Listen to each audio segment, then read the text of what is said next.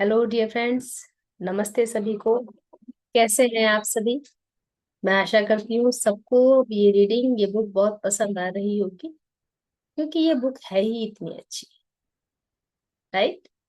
तो हम आज का जो हमारा नया चैप्टर है, 11th चैप्टर, आपका अवचेतन मन सफलता में साझेदार है। मतलब कि सबकॉन्शियस माइंड जो तो हो है हमारा, उससे हमें सक्सेस मिलती है।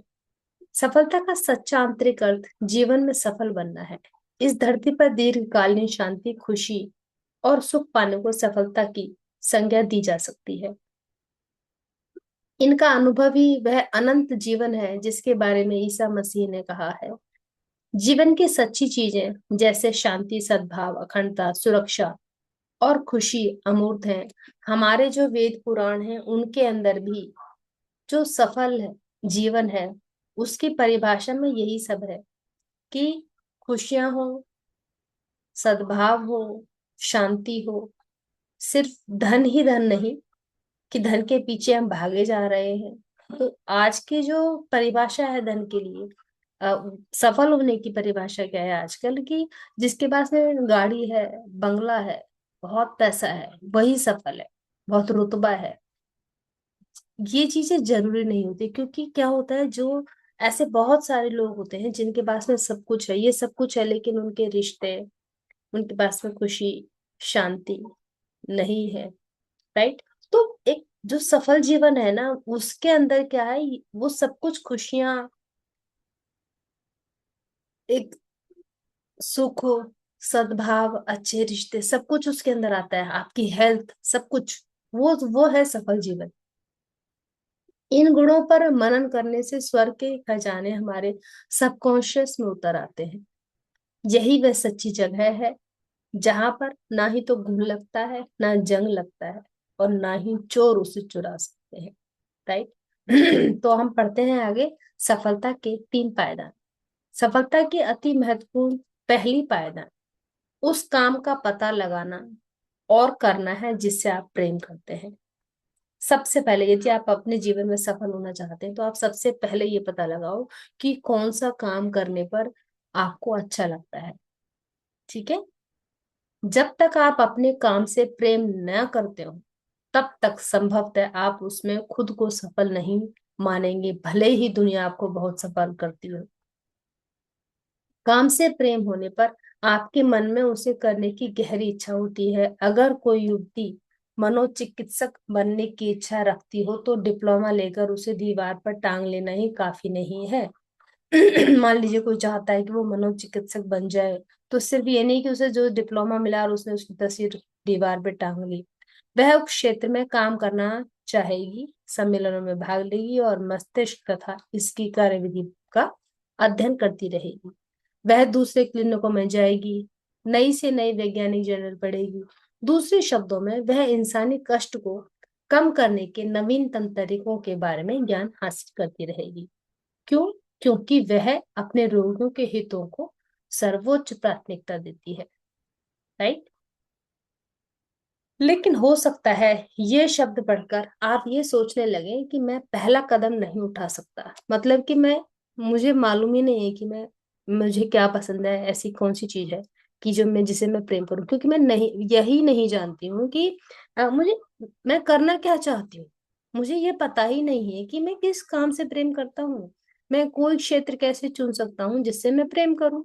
अगर आपकी स्थिति यह है तो मार्गदर्शन के लिए इस प्रार्थना को इस तरह से करें। अब ये प्रार्थना जो दी गई है, इसमें आप इसको लिख सकते हैं। लिखना क्या है कि मेरे अवचेतन मन की असीमित बुद्धिमत्ता जीवन में मेरी सच्ची जगह मेरे सामने प्रकट कर रही है। मतलब कि जो आपका सबकॉन्शियस माइंड है, वो आपकी इनफाइनाइट इंटेलिजेंस को, ठीक है, आपका सबकॉन्शियस माइंड आपकी इनफाइनाइट इंटेलिजेंस की सहायता से आपके जीवन के अंदर आपकी जो सच्ची जगह है वो आपके सामने प्रकट कर रहा है।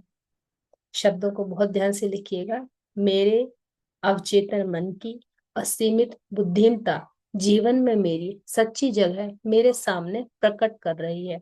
मतलब आपका जो इनफाइनाइट इंटेलिजेंस है, वो आपके कहाँ जगह है उसको दिखा रहा है। मैंने बहुत बहुत डिटेल में बताया, अब आप इसको लिख लीजिएगा।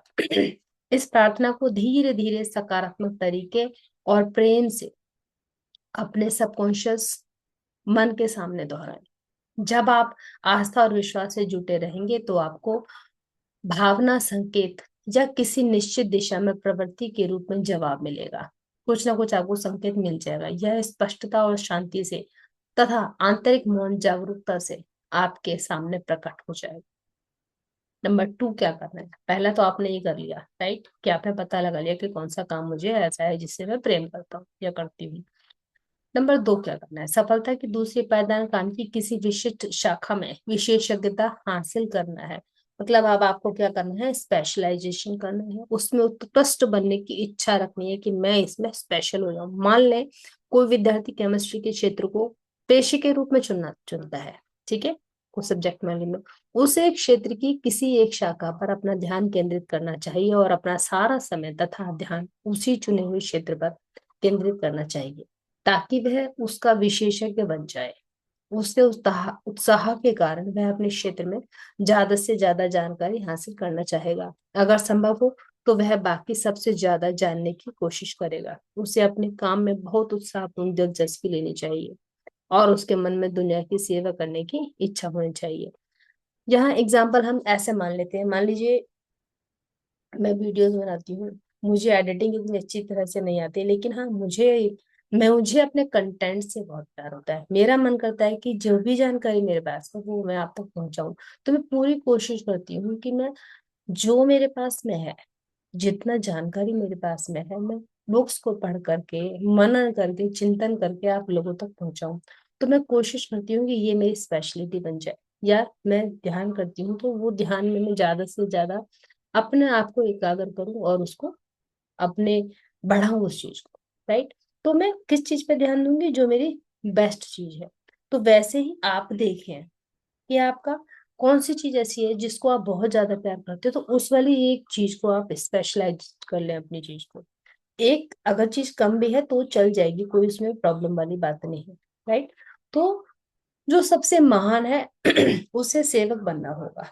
मतलब हमें अपनी सर्विस देनी होती है। जो हमारे पास में चीज है हमें उसको संसार को वापस लौटाना होता है। ऐसा नहीं है सिर्फ आप अपने अपने ही बारे में सोचे चले जाए, नहीं। जो हमारे पास है उससे दुनिया का भी भला हो, आपको ऐसी मानसिकता रखनी पड़ेगी। इस मानसिक नजरिए और उस व्यक्ति के नजरिए में बहुत बड़ा विरोधाभास है जो जैसे तैसे आजीविका कमाना चाहता है, जिसको ये लगता है कैसे न कैसे करके मैं पैसे कमा लूं। उसको वो कभी भी नहीं सोचेगा कि मैं किसी को सर, वो क्या सोचेगा? सिर्फ मेरा अपना अपना अपना हो जाए। तो जैसे तैसे आजीविका कमाना जो है वो सच्ची सफलता नहीं है। लोगों के लक्ष्य ज्यादा महान, उदात्त और परोपकारी होने चाहिए। उन्हें दूसरों की सेवा करनी चाहिए और अपनी रोटी पानी में बहानी चाहिए। मतलब अपना करो, लेकिन ऐसा नहीं है कि बिल्कुल ही आप इतने स्वार्थी हो जाओ कि दूसरे के बारे में आपको सोचना ही नहीं है। पहले तो आप अपना करो, मतलब अपना करोगे मतलब आप अपने आप को इतना ज्यादा उठाओ, इतना ज्यादा लेटर करो कि आप दूसरों को सेवा दे सको। उसके बाद में सेवा देनी शुरू, ठीक है। थर्ड कदम क्या है जो सबसे महत्वपूर्ण है? आपको यह सुनिश्चित करना चाहिए कि आप जो करना चाहते हैं वह सिर्फ आपको ही सफल ना बनाए। आपकी इच्छा स्वार्थपूर्ण नहीं होनी चाहिए, इससे मानवता को लाभ होना चाहिए, सर्किट पूरा होना चाहिए। दूसरे शब्दों में आपका उद्देश्य दुनिया की सेवा करना या लाभ पहुंचाना होना चाहिए। अगर आप सिर्फ अपने ही लाभ के लिए काम करते हैं तो आप इस अनिवार्य सर्किट को पूरा नहीं करते हैं। हो सकता है कि आप सफल नजर आए, लेकिन आपने अपने जीवन में जो शॉर्ट सर्किट किया है वह आगे चलकर सीमा या बीमारी की ओर ले जा सकता है, राइट। तो आज इस चैप्टर का मैंने आपको ये एक टॉपिक बताया है। मैं चाहती हूँ कि धीरे धीरे हम हर एक टॉपिक को डिस्कस करते चलें। चैप्टर तो हम पढ़ रहे हैं, लेकिन हर एक बात को हम ध्यान से अगर समझते चलेंगे तो अपने जीवन को एक नई राह दे पाए, राइट। तो आप यहाँ तक का वीडियो सुने, देखें, जाने। धन्यवाद।